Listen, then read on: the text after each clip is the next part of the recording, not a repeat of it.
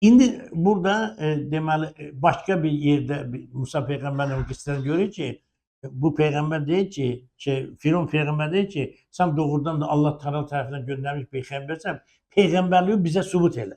Peyğəmbərliyin də o vaxtı sübutu həmin dövrün ən elitar təbəqələrinin qabiliyyətinə ölçülürdü. Fironun vaxtında da cadugərlik ən yüksək səviyyədir. Niyə? Bax, Quran deyir ki, haqq gəldi, batil getdi. Batil nədir? 3 dənə batil elmi vardı. Astrologiya vardı, yəni ulduz fadlarına baxmaq. Periquriya vardı, cadu, ofsun deməli şey. Evet. Bir də əlkimiya vardı. Məsələn, piramidaları əlkimiya əsasında tikiblər, bilərsən. Əlkimiya deməli real, irreal qanunlar əsasında dünyanın yenidən tərtiblənməsidir. Məsələn, tutaq ki, fəlsəfi daş axtardılar ki, insan bu daşı tapsa ağıllanacaq. Gənclik daş axtarırdılar, iksiri.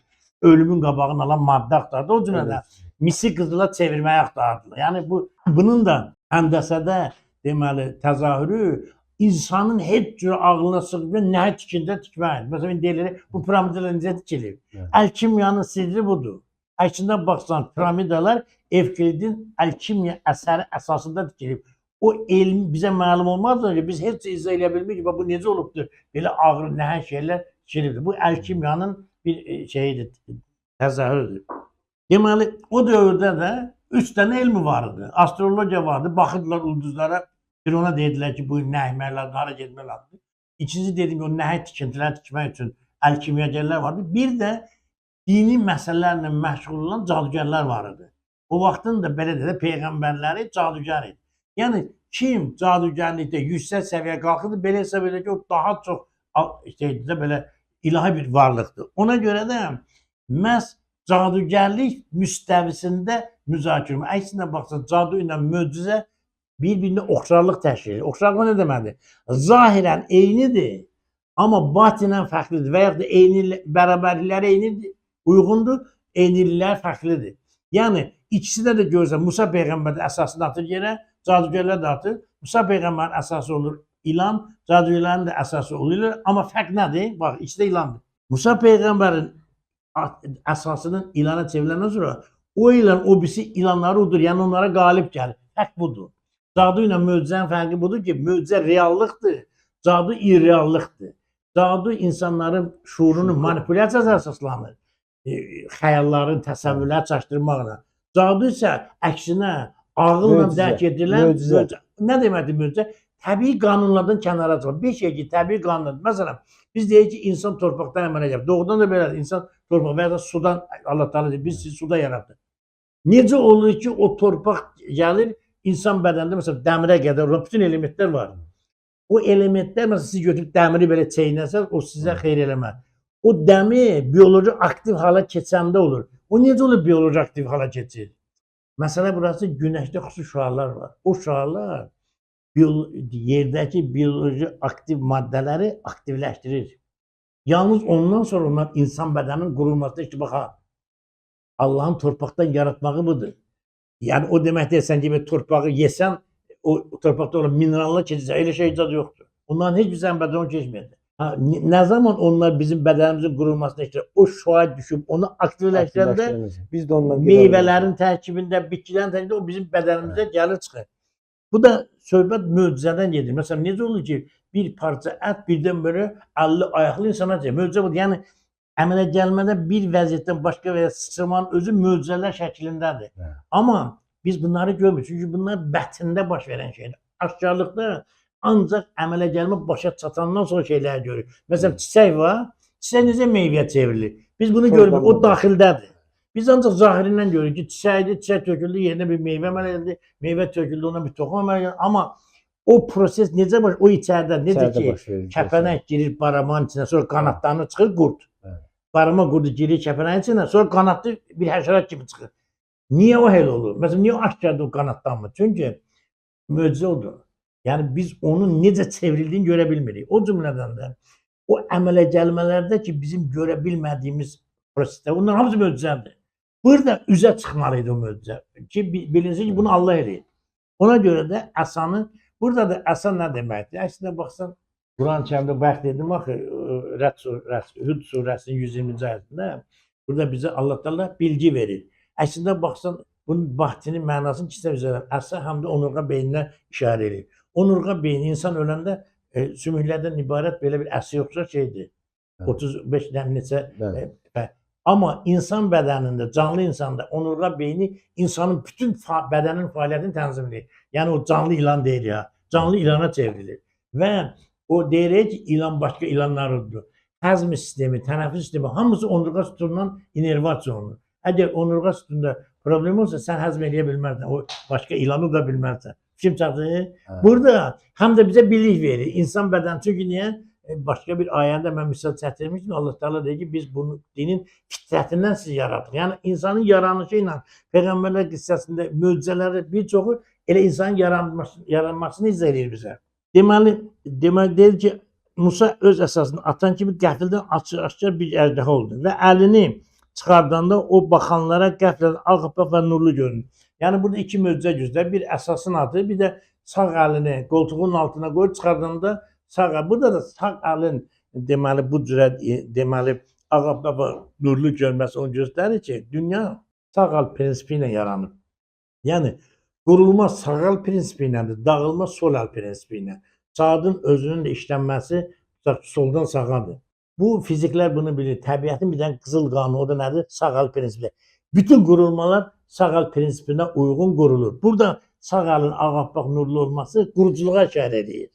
Şeytanın isə sol əlidir. Amma axirət aləmində də insanların xeyir əməlləri onun sağ əlinə veriləcək, pis əməllər dəftərinin sol əlinə. Bu sağ əlin ağappaq və nurlu olması həm dünyanın ən ümumi yaradılma qanununa işarə edir, həm də insanın bu dünyadakı xeyirxah əməlləri, hansı ki, o xeyirxah əməllərin hamısı məcmusu bir sözlə ifadə edə bilər. Bu adam qurucu insandır. Ona görə də bəs xalqların tarixində, məsələn, 1-ci Pyotra qurucu Pyotr da deyirlər. Eləcə də bizim tariximizdə 1-ci Şah Abbasa qurucu Şah Abbas və hətta cənnət məkan Şah Abbas deyir. Çünki niyə? Onun dövründə qeyri-adi dərəcədə quruculuq işləri olur. Sağ əl verdiyin sol əl bilməz. O da sağ əlin də zəkatda xeyirxahlığın simvolu. Yəni bu sağ əlinlə bağlı ki, şəffaf şeydə nurlu çıxdı, bunun çoxlu izahları var. Mən qısa bir neçəsini sizə elədim. Fironun ətrafındakı əyanlar dedi, həqiqətən bu çox bilikli bir sehirbaz. Nəyə görə?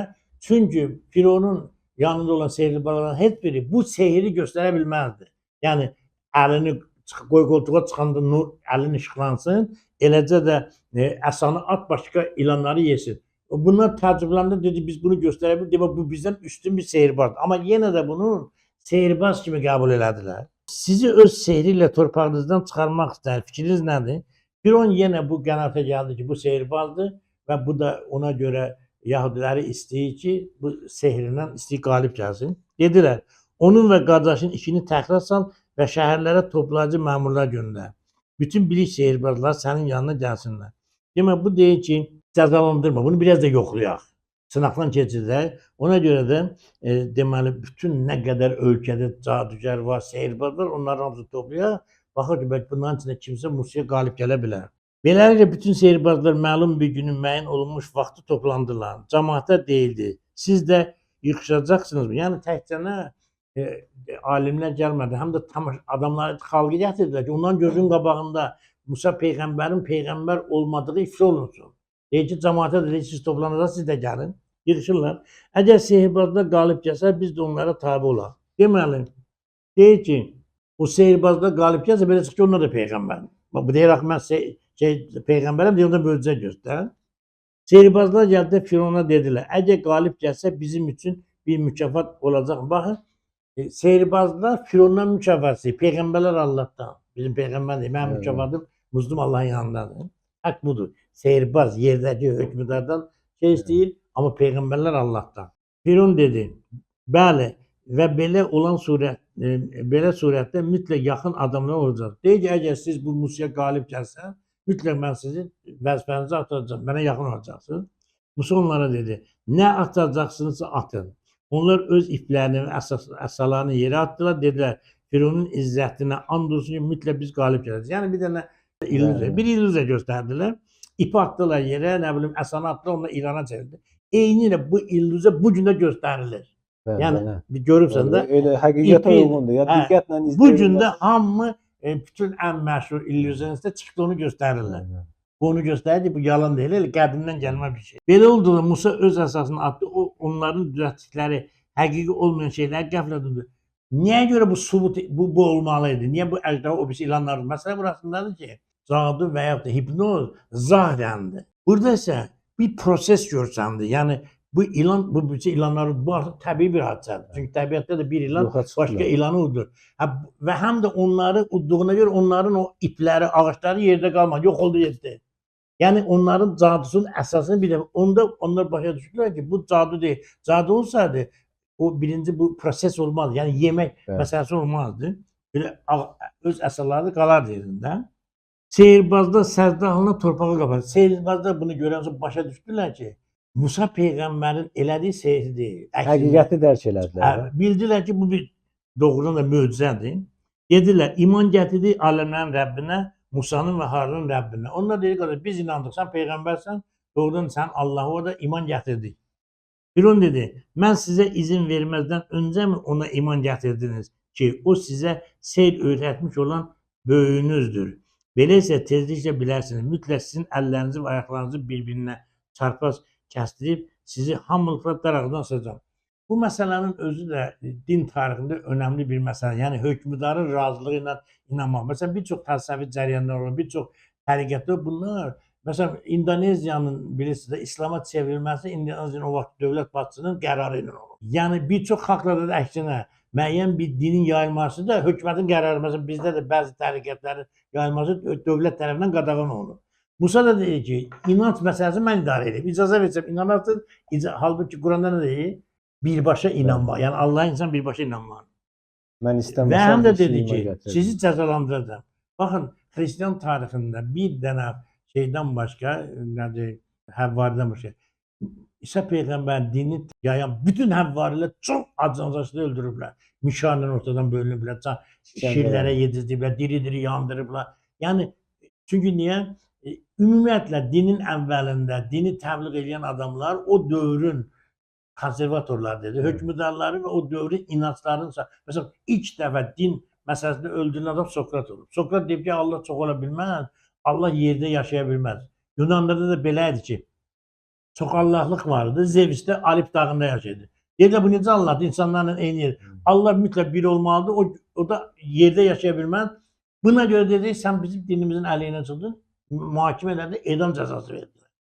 Elə belə müasir dövrdə də sədə. İndi də bu elm texnika din ölkələrində mən. Elə bizim özümüzdə də baxırsan ki, dini fikir ayrılığı yaranan kimi az bir-birini vurur. Hələ onu deyim, məsələn, inkvizasiya dövrü ilə orta əsrlərdə Roma kilsəsi alimləri, başqa din şeylərini hamısını yandırırdı, diri-diri edam edir. Yəni bu məsələ elə o vaxtdan gəlmədi ki, bir adamın başqa bir şeyə meyl eləyirsə onu məhv eləsin.